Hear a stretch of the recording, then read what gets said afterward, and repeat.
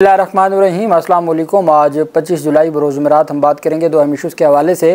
पाकिस्तान तहरीक इंसाफ के सरबराह इमरान खान ने एक अहम दरख्वास्त दायर की है। आर्मी हिरासत से जो मुबैना तौर पर उनको ये ख़तरा है या उनको ये फ़ील होता है कि उनको आर्मी हिरासत में ले लेगी, तो उस बुनियाद पर एक लाहौर हाई कोर्ट में दरख्वास्त दायर की गई। उसके ऊपर समाअत हुई, वो मैं आपके साथ शेयर करूँगा और साथ हम बात करेंगे जस्टिस अतर मिनल्ला साहब से मुतल्लिक एक तफसील सामने आई है और काजी फाजीसा साहब ने जस्टिस अतर मिनल्ला साहब के ख़िलाफ़ एक जो पॉइंट और एक इख्तलाफी नोट लिखा है और ये बेसिकली एक कंडक्ट के हवाले से है, जजमेंट को अनाउंस करने के हवाले से। उसके ऊपर भी हम बात करेंगे और साथ में आपको बताऊंगा पाकिस्तान तहरीक इंसाफ के कायदीन 9 मई के अहम मुकदमात में बरी हो गए हैं, उसकी तफसील भी मैं आपके साथ आखिर में शेयर करूँगा।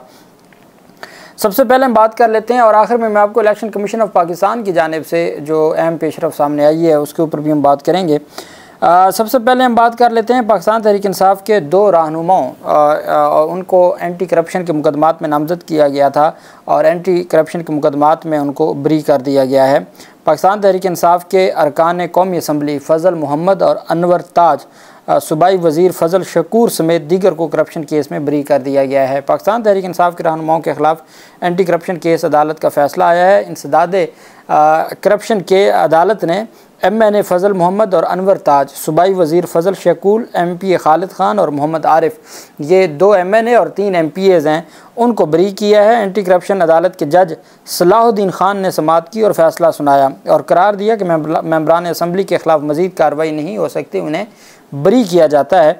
मुकदमे में डिस्ट्रिक्ट एजुकेशन ऑफिसर समेत महकमा तालीम के 29 मुलज़मान की ज़मानत मंजूर होगी। मेंबरान असम्बली और महकमा तालीम मुलाजमीन पर 4 सदा में गैर कानूनी भर्तियों का इल्ज़ाम था, जिसको अदालत ने मुस्तरद कर दिया और अदालत की जानिब से ये रिलीफ़ दिया गया है पाकिस्तान तहरीक इंसाफ के लोगों को।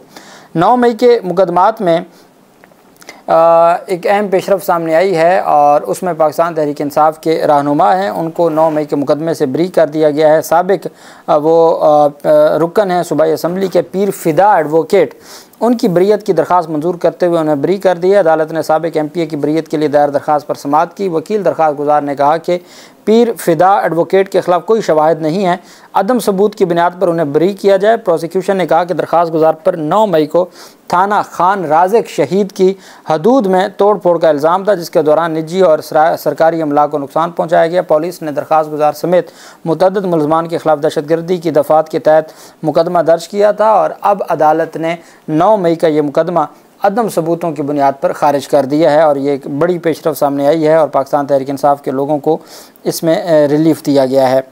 दूसरी तरफ शाह महमूद कुरैशी को 9 मई के इस्लामाबाद के मुकदमे से बरी कर दिया गया है। इस्लामाबाद की डिस्ट्रिक्ट एंड सेशन अदालत ने पाकिस्तान तहरीक इंसाफ के रहनुमा शाह महमूद कुरैशी को 9 मई के मुकदमे से बरी किया है। जुडिशल मजिस्ट्रेट के हुक्मनामे में कहा गया है कि पिनल कोड की सेक्शन 109 तब नाफिज होती है जब किसी से कोई जुर्म सरजद हुआ हो। किसी मुलज़म के जुर्म में किसी शिरकत के बगैर पिनल कोड सेक्शन 109 का जुर्म साबित नहीं होता। इमरान खान के ख़िलाफ़ और पाकिस्तान तहरीक इंसाफ की जो सीनियर क़यादत है उन तमाम को दफ़ा 109 के तहत नामज़द किया गया है, तो उसके बारे में अदालत ने कहा कि 109 का जुर्म साबित नहीं होता। हुक्मनामे में कहा कि प्रोसिक्यूशन का केस मजबूत नहीं है, सबूत रिकॉर्ड भी किए तो मुलज़मान को सज़ा नहीं होनी, इस वजह से अदालत ने उनको कर दिया है, बरी कर दिया है 9 मई के मुकदमे में और ये एक बड़ी पेशरफ सामने आई है। जबकि दूसरी जानिब पाकिस्तान तहरीक इंसाफ के सरबराह इमरान खान के ख़िलाफ़ एक गवाही दी थी 190 मिलियन पाउंड स्कैंडल केस में और ये एविडेंस दी थी साबिक वज़ीर जो वज़ीर दिफ़ा थे, वफाकी वज़ीर दिफ़ा PTI के दौर में परवेज़ खट्टक। अब उन्होंने स्टेटमेंट दी तो नैब का केस ये है कि एक बंद लिफाफे में काबीना की तरफ से तफसीलात सामने लाई गई और शहजाद अकबर ने एक बंद लिफाफा काबीना के इजलास में पेश किया और इमरान खान की जानिब से ज़ोर दिया गया कि आप इसको हर सूरत मंजूर करवाएं। अब परवेज़ खट्टक ने जब अपना जो चीफ़ एग्ज़ामिनेशन है वो रिकॉर्ड करवाया तो उन्होंने हर जुमले के बाद कहा कि जी मुझे तफ्तीशी अफसर ने यह बताया, तफ्तीशी अफसर ने यह कहा, तफ्तीशी अफसर की जानिब से ये कहा गया। बार बार हर बात में तफ्तीशी अफसर ने कहा कि इमरान खान ने यह किया, तफ्तीशी अफसर ने कहा कि इमरान खान ने वो किया। अब उन्होंने बेसिकली उनका जो बयान था वो इमरान खान के हक़ में था, इमरान खान के ख़िलाफ़ नहीं था और यही वजह है कि अदालत में पाकिस्तान तहरीक इंसाफ की जानिब से भी और वकला की जानिब से भी कहा गया कि केस इनका ख़त्म हो चुका है, चूँकि जो मरकज़ी गवाह है वही जो नैब केस से हट के उसने गवाही दी। उसके बाद 20 जुलाई को दरख्वास्त दायर की गई परवेज़ खट्टक की जानिब से कि मैं अपने बयान में तसहीह करना चाहता हूँ। मैंने आपको बताया था कि चीफ़ एग्ज़ामिनेशन जब हो जाए और उसके ऊपर क्रॉस एग्ज़ामिनेशन भी हो जाए तो तसहीह नहीं हो सकती। कभी भी गवाह की गलतियाँ सुधारने का उसको मौका नहीं दिया जाता। ये नहीं होता कि एक बंदे ने स्टेटमेंट दी और उसको हफ्ते बाद ख्याल आए कि मैंने तो ये अल्फाज कहने थे और ये जुमले कहने थे। यही तो बेनिफिट ऑफ डाउट है जो मुलज़िम को दिया जाता है। उन्होंने दरख्वास्त दायर की। एहतसाब अदालत के जज मोहम्मद अली वड़ैच ने फ़ैसला सुनाया। अदालत ने कहा कि परवेज़ खट्टक के 20 जुलाई को दिए गए बयान में तसहीह की दरख्वास्त मुस्तरद की जाती है। परवेज़ खट्टक ने 20 जुलाई को बयान दिया और 22 जुलाई को तसहीह की दरख्वास्त दे दी। परवेज़ खट्टक ने कहा था कि काबीना मीटिंग में उस वक्त के जो वज़ीर आज़म हैं उनके इसरार पर बंद लिफाफे में एजेंडा मंजूर किया गया। मैं अपने बयान में ये तसहीह शामिल करना चाहता हूँ, चूँकि सारा मलबा डालना था इमरान ख़ान पे और उस बाबत उनके पास कोई सबूत तो थे नहीं। बयान था, बयान भी गलत दे बैठे, जिसकी वजह से दरख्वास्त दी। अदालत ने उनकी दरख्वास्त को मुस्तरद कर दिया। दूसरी तरफ जो एक अहम पेशरफ सामने आई है वो पाकिस्तान तहरीक इंसाफ के सरबराह इमरान ख़ान की मुमकिना आर्मी हिरासत के ख़िलाफ़ लाहौर हाई कोर्ट में दरख्वास्त थी और उस दरख्वास्त में इमरान ख़ान ने मौक़िफ़ अपनाया। साबिक़ वज़ीर आज़म ने उज़ैर करामत भंडारी और साथ सलमान सफदर साहब की तवस्सुत से दरख्वास्त दायर की, जिसमें वफाकी हुकूमत को चारों सूबों के IGs को फ़रीक बनाया। इमरान ख़ान ने दरख्वास्त में मौक़िफ़ अपनाया कि 9 मई से मुतल्लिक़ केसेस में मेरी हिरासत आर्मी के हवाले की जा सकती है। चुनांचे अदालत 9 मई के केसेस में हिरासत सिविलियन कोर्ट्स के पास रहने का हुक्म दे। उन्होंने सदा की कि अदालत मुमकिन हिरासत आर्मी को देने के ख़िलाफ़ हुक्म जारी करे। दरख्वास्त में वफाकी हुकूमत और चारों सूबों के IGs को फ़रीक बनाया गया था। अब इसमें बहुत अहम पेशरफ सामने आई। अदालत में आज ही ये दरख्वास्त दायर की गई।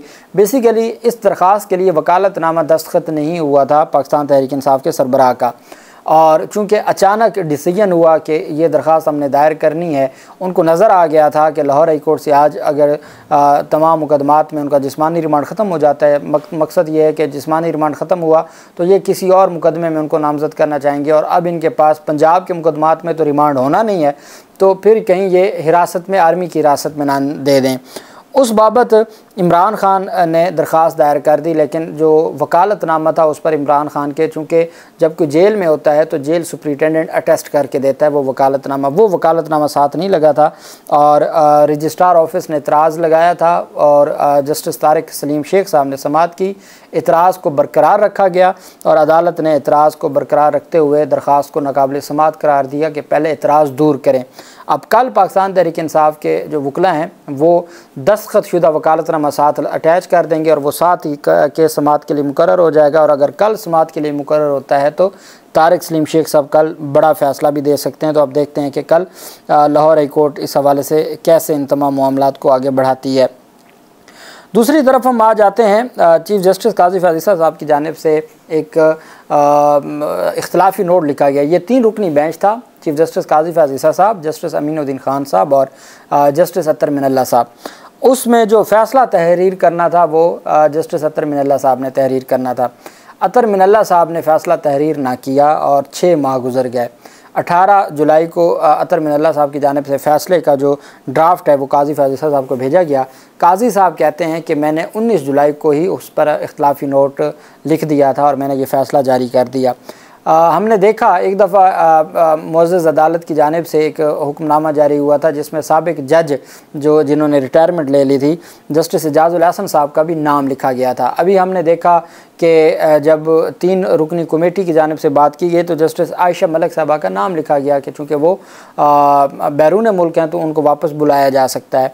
और ये भी बहुत कम मैंने बतौर कानून के तालिब इल्म ये नहीं देखा। हालांकि अगर हम हाई कोर्ट में एक जज के सामने अदालत के सामने आर्गूमेंट्स करते हैं और उसी नौइयत का केस किसी और अदालत में ज़ेर समाअत होता है तो हम उस जज का नाम नहीं लेते, हम कहते हैं इसी अदालत में, ये मीन्स लाहौर हाई कोर्ट में मुअज़्ज़ज़ अदालत में पेंडिंग है, तो जजेस का नाम नहीं लिया जाता। और फिर हमने ये देखा कि कभी भी जजेस ने किसी दूसरे जज के हवाले से कोई बात लिखनी हो तो कभी नाम नहीं लिखा जाता। ये बाई नेम जो इख्तलाफी नोट में या किसी फ़ैसले में ज़िक्र है वो हमने देखा है कि ज़्यादातर मुअज़्ज़ज़ चीफ़ जस्टिस काज़ी फ़ाज़ ईसा साहब उनकी जो जूरिस्प्रूडेंस है उसके मुताबिक वो ये समझते हैं कि इसमें कोई हर्ज नहीं है, चूँकि वो चीफ़ जस्टिस हैं तो उनकी राय से इख्तलाफ नहीं किया जा सकता। ये फेडरल एक्साइज एक्ट 2005 से मुतल्लिक तनाज़े का एक मुकदमा था। चीफ जस्टिस काजी फैसल साहब का इजाफी नोट जारी कर दिया गया जिसमें उन्होंने तहरीर किया कि इंसाफ में बहुत ज़्यादा ताख़ीर इंसाफ के हसूल से इनकार है। अरशद शरीफ का केस है, वो काजी फैसल साहब के चीफ जस्टिस बनने के बाद से सितंबर में वो चीफ जस्टिस बने थे और जुलाई ख़त्म होने वाला है, पहली बार मुकर्रर किया गया है। अस्कुर नोटिस था और बारहा मुअज़्ज़ज़ अदालत में इस बात की डिस्कशन भी हुई थी और अदालत से इस्तदा भी साफ़ियों की जानिब से भी की जाती रही। आर्मी अदालतों से मुतल्लिक जो मुकदमात हैं, आप जानते हैं कितना ताख़ीर हो गई है। नैब से मुतल्लिक, चूँकि इमरान खान नैब की कस्टडी में है और अगर नैब का फ़ैसला आ जाता है नैब तरमीम से मुतल्लिक, तो ultimate 190 million pound scandal case में इमरान खान को उसका बेनिफिट है। तो वो 50 दिन हो गए तकरीबन, वो आज तक नहीं सुनाया गया। और मुअज़्ज़ज़ रिव्यू पिटिशन आप जानते हैं मार्च में दायर हुई थी और आज तक वो समाअत के लिए मुकर्रर नहीं हुई। मुअज़्ज़ज़ अदालत ने कहा कि इंसाफ में बहुत ज़्यादा ताख़ीर इंसाफ के हसूल से इनकार है। अपने नोट में चीफ जस्टिस ने तहरीर किया कि अच्छी प्रैक्टिस और कानून का तकाज़ा है कि समाअत मुकम्मल करके फ़ौरी फ़ैसला जारी किया जाए। सुप्रीम कोर्ट ने ख़ास टाइम फ्रेम में फ़ैसला देने की अदालतों के अहकामात जारी कर रखे हैं। इसमें कहा गया कि काबिल अफसोस होगा कि सुप्रीम कोर्ट जल्द फ़ैसला सुनाने के असूल का इतलाक़ खुद बर ना करे। इजाफी नोट में तहरीर था कि 6 दिसंबर 2023 को जिस समाअत मुकम्मल करके फ़ैसला लिखने के लिए जस्टिस अतर मिनल्ला को मामला भेजा गया, फ़ैसला लिखने में 223 कीमती दिन लग गए। चीफ जस्टिस ने अपने नोट में तहरीर किया कि जस्टिस अतर मिनल्ला ने 18 जुलाई को मामला भेजा और मैंने 19 जुलाई को नोट लिख दिया। अपने नोट में चीफ जस्टिस ने लिखा कि मेरा साथी जजेस को जल्द फैसले की याद दहानी न करवाना जिम्मेदारियों में गफलत के मुतरादिफ है। मुल्क के दीगर इदारों की तरह जजेस भी काबिल एहतसाब हैं। उन्होंने इसमें मज़ीद लिखा कि अक्सर हवाला दिया जाता है इंसाफ में ताख़ीर नाइंसाफ़ी है। हवाला दिया जाता है तेज़ इंसाफ सबसे प्यारा इंसाफ में ताख़ीर इंसाफ से इनकार के मुतरादिफ है। काजी फैसल साहब ने तहरीर किया कि आर्टिकल 201 के तहत किसी हाई कोर्ट का फ़ैसला दूसरी हाई कोर्ट पर बाइंडिंग नहीं है।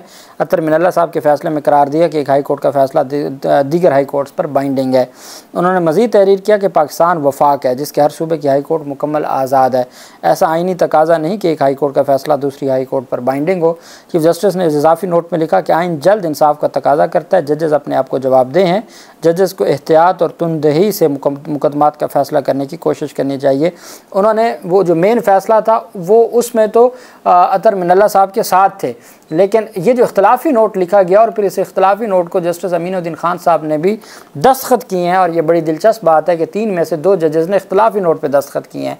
मेन फ़ैसले से मुअज़्ज़ज़ अदालत की जानिब से जो तीनों जजेस हैं वो एक पेज पर थे, अक्सरियती फ़ैसला है, लेकिन अतर मिनल्ला साहब के डिले से जो फ़ैसला जारी किया गया है, एक ये मामला और एक और कानूनी मामला है, उस बाबत इख्तलाफ किया गया है काजी फैसल साहब की जानिब से।